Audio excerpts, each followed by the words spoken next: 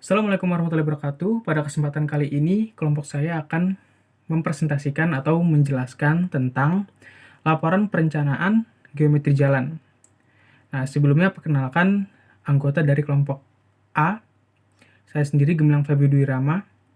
Nah, lanjut ke table of content kita. Yang pertama itu ada pendahuluan, yang kedua perencanaan desain geometri jalan, yang ketiga ada perencanaan drainase jalan, yang keempat ada perencanaan rambu dan marka, dan yang terakhir ada kesimpulan. Yang pertama yaitu pendahuluan. Transportasi merupakan sarana penting yang digunakan untuk menunjang keberlangsungan kehidupan manusia. Keberhasilan suatu negara dapat dilihat dari transportasi yang tersedia dan ramah bagi seluruh pengguna moda transportasi. Jalan raya termasuk salah satu infrastruktur yang sangat penting karena fungsinya dalam memfasilitasi berbagai macam transportasi. Keefektifan jalan juga mempengaruhi dalam mendesain agar didapatkan jalan yang terdekat. Perencanaan geometri merupakan bagian dari perencanaan jalan raya, di mana dimensi yang nyata dari suatu jalan beserta bagian-bagiannya disesuaikan dengan susunan serta sifat-sifat lalu lintas yang akan melaluinya. Yang kedua ada perencanaan desain geometri jalan. Nah, di sini ada parameter perencanaan klasifikasi jalan berdasarkan kemiringan jalan. Yang pertama ada datar, notasinya itu D. Kemiringan medannya itu kurang dari 3%. Yang kedua ada perbukitan, notasinya itu B. Kemiringan medannya itu sebesar 3-25%. Lalu yang ketiga ada pegunungan, notasinya itu G, dan kemiringan medannya itu lebih dari 25%. Berdasarkan hasil perhitungan, ditemukan hasil kemiringan jalan rata-rata adalah 0,4%, yang berarti jalan ini termasuk dalam kategori jalan datar menurut tata cara perancangan geometri jalan. Lanjut ada klasifikasi jalan berdasarkan kelas jalan. Nah, di sini ada LHR awal umur rencana. Rumusnya itu ada kurung buka 1 plus I kurung tutup pangkat 20 dikali LHR data. Sehingga kita dapat LHR awal adalah 4668,044 SMP. Dan LHR akhir umur rencana, rumusnya sama. Di sini kita dapat LHR akhirnya itu 9288,421 SMP. Nah, berdasarkan dengan jarak LHR akhir 9288,421 SMP, maka jalan tersebut diklasifikasikan ke dalam golongan jalan kelas 3. Namun, sesuai dengan arahan yang telah diberikan untuk mendesain jalan ini, pendesain menggunakan jalan arteri kelas 1. Nah, di sini ada penentuan dimensi jalan. Berdasarkan tabel di samping, tata cara perencanaan geometri jalan kota nomor 38 BM 1997, maka dapat diambil dimensi jalan sebagai berikut, yaitu jalur sama dengan 5,5 meter per 2 sama dengan 2,75 meter. Lalu ada bahu jalan sama dengan 3,5 meter. Lanjut ke penentuan kecepatan rencana. Nah, berdasarkan tabel tata cara perancangan geometri jalan kota nomor 38 T-BM 1997 dapat diperoleh kecepatan rencana untuk jalan arteri kelas 1 adalah 70 sampai 120 km per jam. Maka dapat diambil kecepatan rencana atau VR-nya itu adalah 70 km per jam. Nah, berikut perhitungan jarak pandang henti. Diketahui VR-nya itu 70 km per jam. Dan JH sama dengan VR per 3,6 kali T sama dengan VR per 36 kuadrat per 2 GF. Dan FM-nya itu adalah 0,313. Nah, dari perhitungan di bawah ini, maka yang kita dapat CPH-nya itu adalah 110,24 meter. Di mana VR di sini yaitu kecepatan rencana sebesar 70 km, T atau waktu reaksi normal sebesar 2,5 second, G yaitu percepatan gravitasi sebesar 9,8 meter per second kuadrat. Di sini ada Fmax yaitu koefisien gesekan 0,35 sampai 0,55. maka dapat ditentukan jarak pandang henti rencana atau JHR sebesar 120 meter. Lalu di sini ada perhitungan jarak pandang menyiap. VR sama dengan 70 km dan M-nya itu 15 km per jam. Nah, di sini T1-nya kita dapat 3,94 detik, T2-nya itu kita dapat 9,92 detik, A-nya kita dapat 2,304 km per jam, dan D1 kita dapat 65,21 meter, D2 kita dapat 193,043 meter, dan D3 ada 50 meter, D4 kita dapat 128,695 meter, dan sigma D kita dapat 436,948 meter. Nah, diambil panjang menyiap rencana VR sama dengan 70 km, JD sama dengan 450 meter. Alignment horizontal dimulai dengan perhitungan titik koordinat. Titik koordinat diperoleh dari gambar melalui AutoCAD. Titik E dengan X 0,0 dan Y 0,0. Titik P1 dengan X 331,2591 dan Y 97,9340. Titik P2 X 568,2028 dan titik Y 43,8623. Kemudian titik J, titik X-nya 921,6432 dan titik Y 97,9343. Perhitungan jarak antar titik. Perhitungan jarak antar titik dan sudut pertemuan tikungan didapatkan dari hasil pengukuran melalui AutoCAD. Yang pertama, jarak antara E dengan P1 yaitu 345,6584 dibulatkan menjadi 346 meter. Kemudian jarak antara P1 dengan P2 yaitu 242,5941 dibulatkan menjadi 243 meter. Kemudian jarak antara P2 dengan K 369,6556 dibulatkan menjadi 370. Kemudian jarak antara E dengan K yaitu 970 meter. Kemudian sudut P1 sama dengan 151 derajat dan sudut P2 150 derajat. Kemudian mencari D1 yaitu dengan rumus akar X1 min XE pangkat 2 ditambah Y1 dikurang YE pangkat 2. Yang ditemukan hasilnya itu 345,432 sama dengan 3 dibulatkan menjadi 345 meter. Kemudian D2-nya dengan rumus akar X2 dikurang X1 pangkat 2 ditambah Y2 min Y1 pangkat 2 dengan hasil 243,0351. D3 itu XJ dikurang X2 ditambah YJ dikurang Y2 dengan hasil 369,5526. Nah, kemudian ini adalah peta 3 dan gambar trase jalannya. Jari-jari minimum atau R-min. Koefisien gesekan maksimum, FM. FM-nya itu adalah rumusnya minus 0,00065 dikali VR ditambah 0,192. Hasilnya 0,146.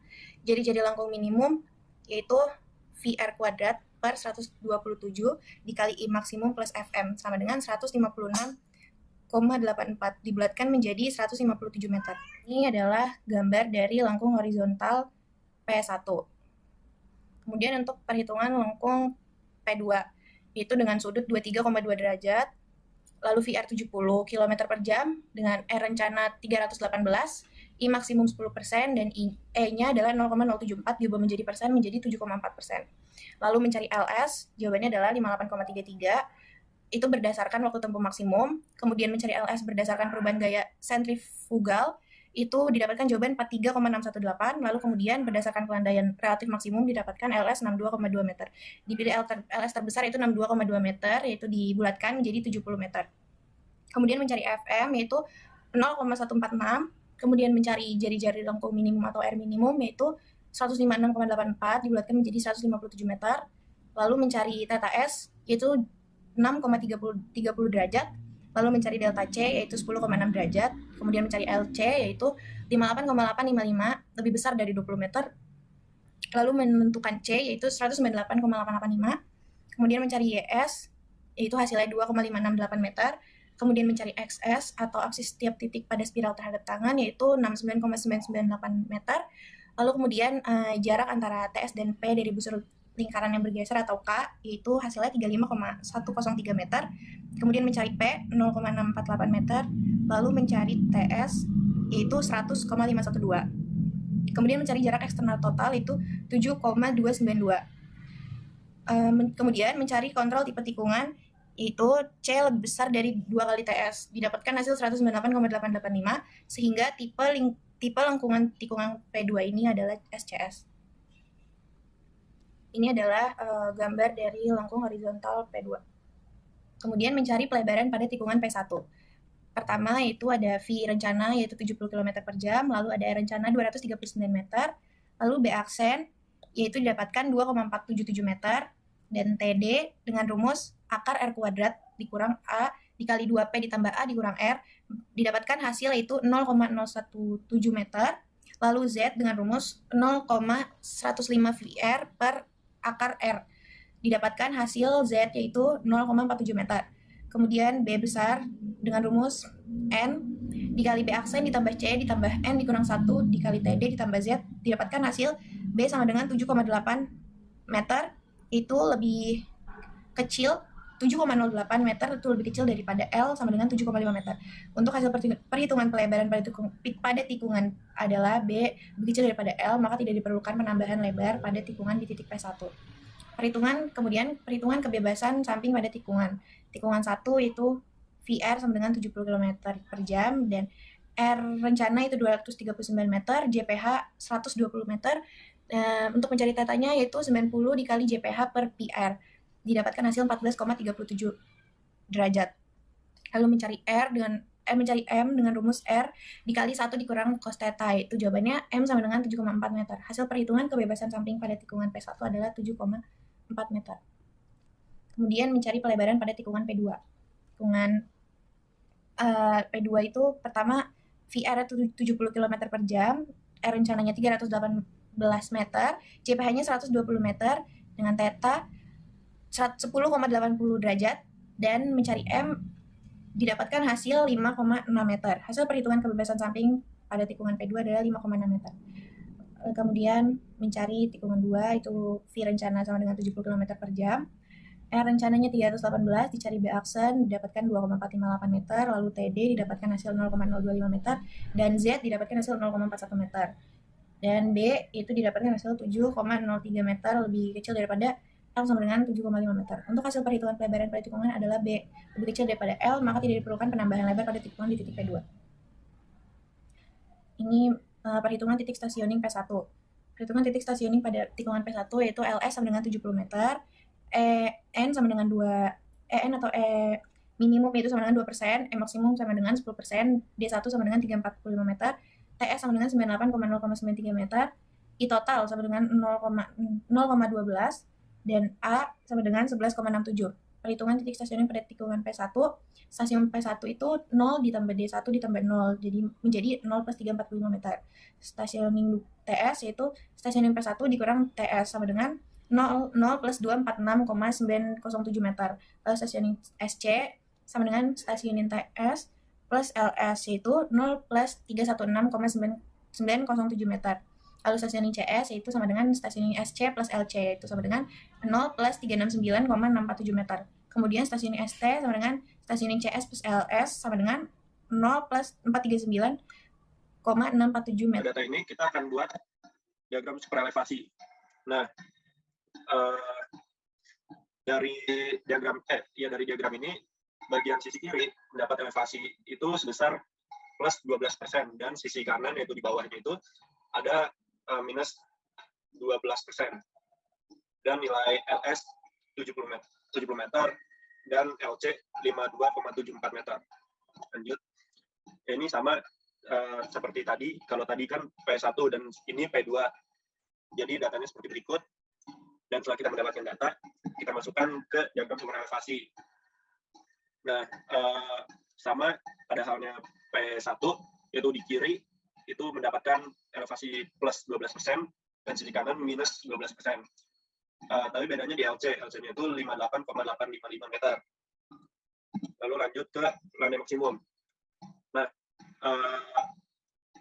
data landai maksimum yang didapatkan dari interpolasi untuk kecepatan rencana atau VR 70 km per jam yaitu 4,5%. Nah, landai maksimum ini tidak cukup sebagai faktor penentu dalam perencanaan alignment vertikal, karena landai yang pendek memberikan faktor pengaruh yang berbeda apabila diberikan landai yang panjang, seperti itu. Di sini kita akan menentukan elevasi kelengkungan AS jalan. Yang pertama, penentuan kelengkungan AS jalan, lengkungan P1 atau pada tikungan pertama. Jadi, dengan 130 meter, EFP sama dengan 0,422 meter. X itu sendiri yaitu perhitungan yang dilakukan setiap 5 menit sekali. Dengan rumus, Y sama dengan X per setengah LV kuadrat dikali EF. Dengan hasil seperti pada tabel Y. Selanjutnya, penentuan kelengkungan AS jalan lengkungan P2 atau belokan kedua. Itu diketahui LV-nya 50 meter, EF-nya 0,162 dengan X setiap 5 meter. Rumusnya sama seperti pada lengkungan pertama dengan hasil seperti pada tabel. Selanjutnya itu potongan memanjang jalan. Di sini kita melakukan penomoran seperti pada di sini dari titik 0 sampai ke titik 22. Lanjut, di sini juga kita mengadakan potongan 0, 1, 2, 3, 4, 5, 6 sampai ke 22.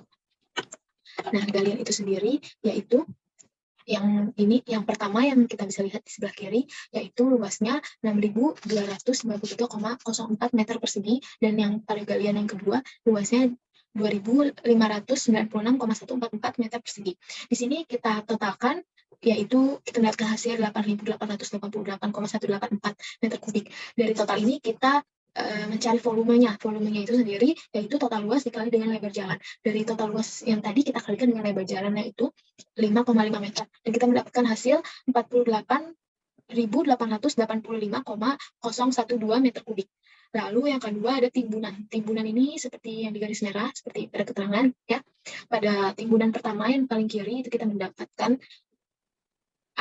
luas areanya itu sendiri 1.606,112 meter persegi.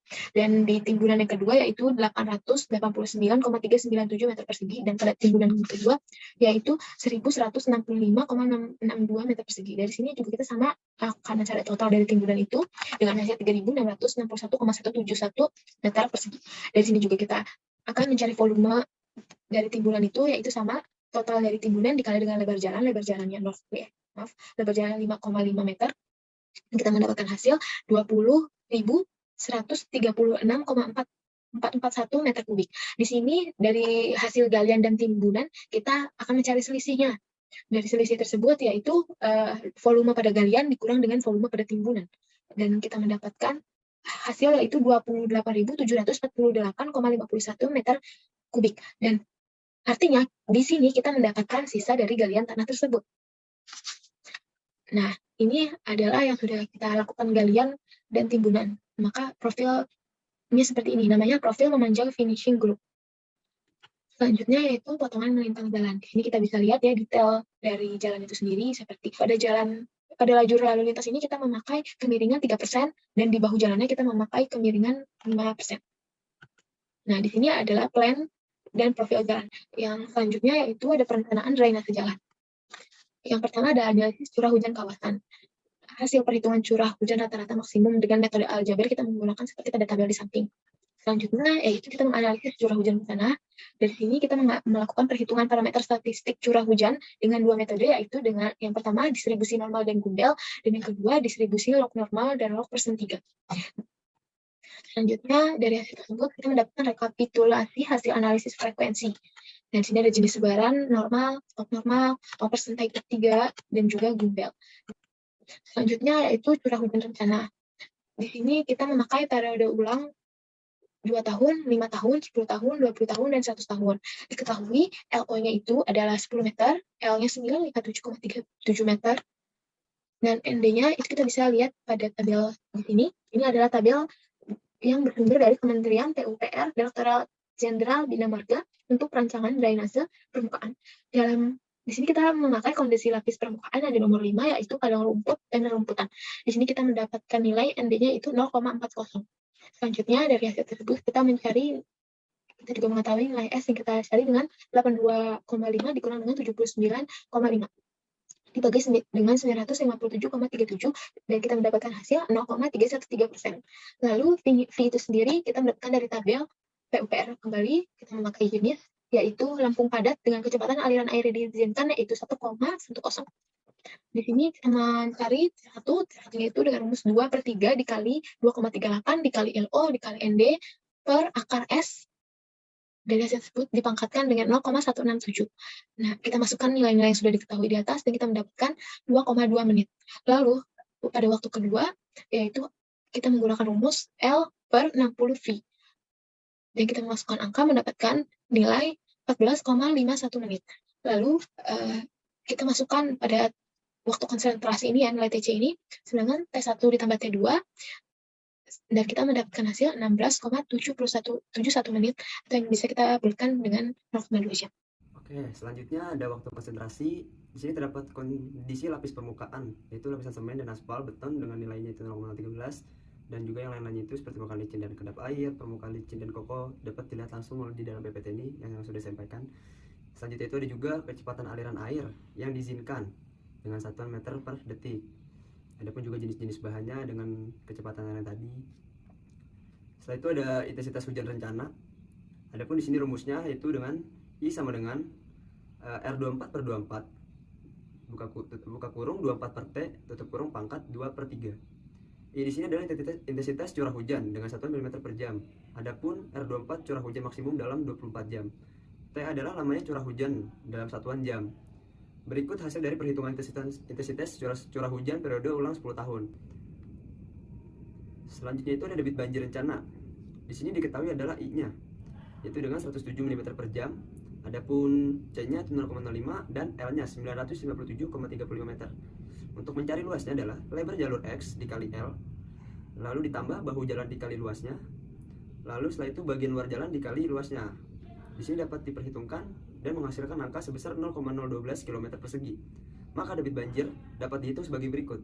Q sama dengan 0,278 CI dengan rumus C dikali I dikali A, yaitu menghasilkan nilai 0,167 mm kubik per detik. Selanjutnya itu ada dimensi dan debit saluran tepi.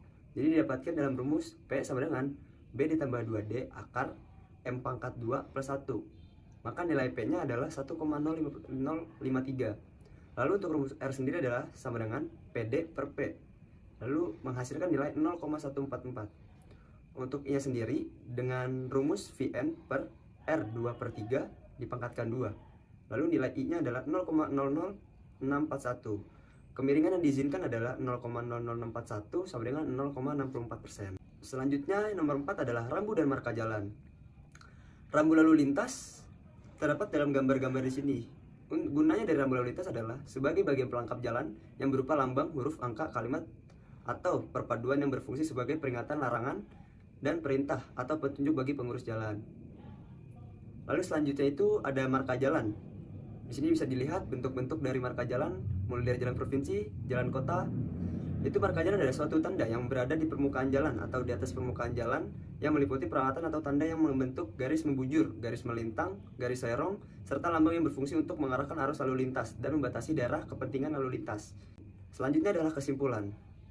Jadi dari kesimpulan ini semua adalah terdapat beberapa poin. Yang pertama itu perencanaan trase jalan dari titik E ke titik J dalam peta nomor 3 sesuai pembagian. Poin nomor 2, jalan yang direncanakan merupakan jalan arteri kelas 1 dengan kecepatan rencana 70 km per jam dan lebar perkerasan 2 dikali 2,75 meter dan terdapat 2 tikungan. Poin 3, digunakan kecepatan rencana sebesar 70 km per jam dan 2 jari-jari minimum sebesar 318 dan 239. Kedua tikungan dalam perencanaan alineman vertikal diperoleh jarak pandang yang masih layak dan dalam batas aman. Poin keempat adalah tidak ada penambahan pelebaran pada kedua tikungan. Poin nomor 5, kedua tikungan menggunakan diagram superelevasi berupa spiral, circle, spiral atau SCS. Poin nomor 6, perhitungan galian dan timbunan untuk trase jalan yang direncanakan sebesar. Yang poin nomor 7, intensitas hujan didapatkan sebesar 107 mm per jam yang digunakan untuk merencanakan drainase jalan serta saluran gorong-gorong. Poin nomor 8, rambu dan marka jalan dipasang sesuai dengan kebutuhan di lapangan. Sekian presentasi yang telah disampaikan oleh kelompok kami. Kurang lebihnya mohon maaf. Wassalamualaikum warahmatullahi wabarakatuh.